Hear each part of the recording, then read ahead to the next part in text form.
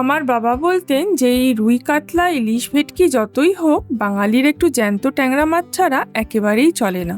সে একটু ডিম ভরা ট্যাংরাই হোক কিংবা পুকুরের 1 আঙ্গুল সমান দেশি ট্যাংরা, ঝাল ঝোল ঘন্ট চচ্চড়ি যাই রান্না হোক, ট্যাংরা মাছ সবার সাথেই মানিয়ে যায়।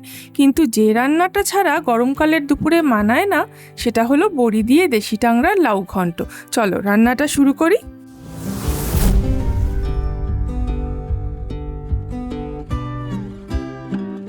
আজকে বাজারে দারুণ সুন্দর দেশি ট্যাংরা পেয়ে গেলাম, আর এই 1 আঙ্গুল সমান ট্যাংরাগুলো দিয়েই কিন্তু লাউ ঘন্ট খেতে দারুণ লাগে। মাছগুলো ধুয়ে পরিষ্কার করে মাছের গায়ে নুন আর হলুদ মাখিয়ে নেব।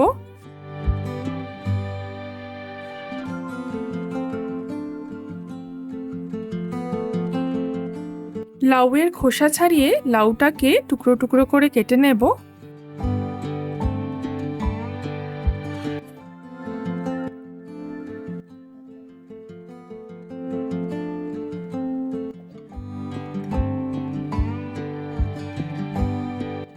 লাউ চিংড়ি তো সবাই খেয়েছো, একবার এই দেশি ট্যাংরা দিয়ে লাউয়ের ঘন্ট খেয়ে দেখো, খেতে কিন্তু অপূর্ব।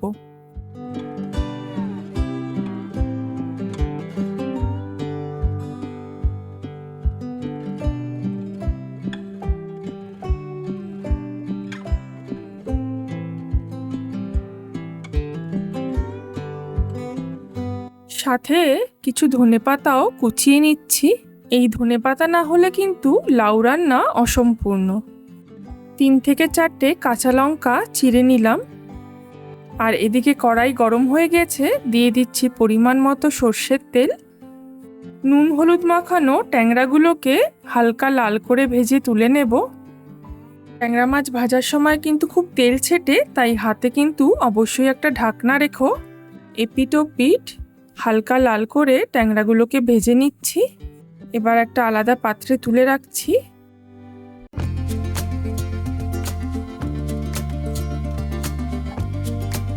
ওই তেলেই কয়েকটা বড়ি ভেজে তুলে নেব।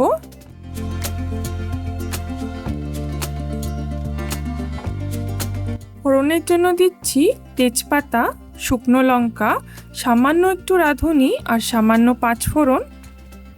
দিচ্ছি 1 চা চামচ মতো মুগ ডাল। আঁচটাকে কম করে ফোড়নটা একটু হালকা নাড়াচাড়া করে নেব। আর এবার কেটে রাখা লাউগুলো দিয়ে দিলাম। লাউটাকে খুব ভালোভাবে ফোড়নের মধ্যে 3 থেকে 4 মিনিট মতো সাঁতলে নেব।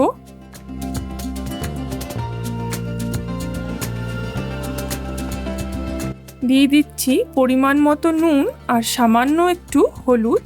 লাউয়ে কিন্তু বেশি হলুদ দিলে একদমই স্বাদটা ভালো আসে না, তাই একদম অল্প হলুদ দেব। আর এবার আঁচটাকে কম করে লাউটা ঢেকে দেব যতক্ষণ না সেদ্ধ না হচ্ছে। 10 থেকে 15 মিনিট পর ঢাকাটা খুলে দিয়েছি। লাউ থেকে জল ছেড়ে লাউটা একদম কিন্তু গলে গেছে। আর এবার দিয়ে দিচ্ছি সামান্য চিনি। লাউয়ের জল একদম প্রায় শুকিয়ে এসছে আর লাউটাও খুব ভালো করে সেদ্ধ হয়ে গেছে। এবার ভেজে রাখা ট্যাংরা মাছগুলোকে দিয়ে দিচ্ছি।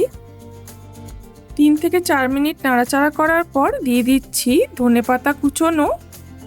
ভেজে রাখা বড়িগুলোকে সামান্য হাতে গুঁড়িয়ে দিয়ে দেব।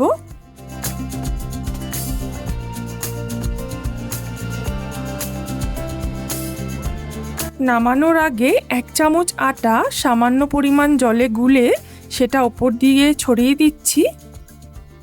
এতে কিন্তু লাউয়ের জলটা একদম মরে যাবে আর লাউটাও একটা খুব ভালো স্বাদ হবে। আর ঠিক নামানোর আগেই দিয়ে দিচ্ছি চিড়ে রাখা কাঁচা লঙ্কা।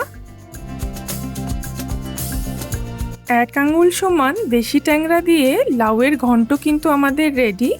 গরম ভাতের পাশে খেতে কিন্তু দুর্দান্ত। রান্নাটা কেমন লাগলো জানাতে ভুলো না। আর যারা সাবস্ক্রাইব করোনি তারা অবশ্যই সাবস্ক্রাইব করে নিও আর দেখতে থাকো 5 স্পাইস স্টোরিজ।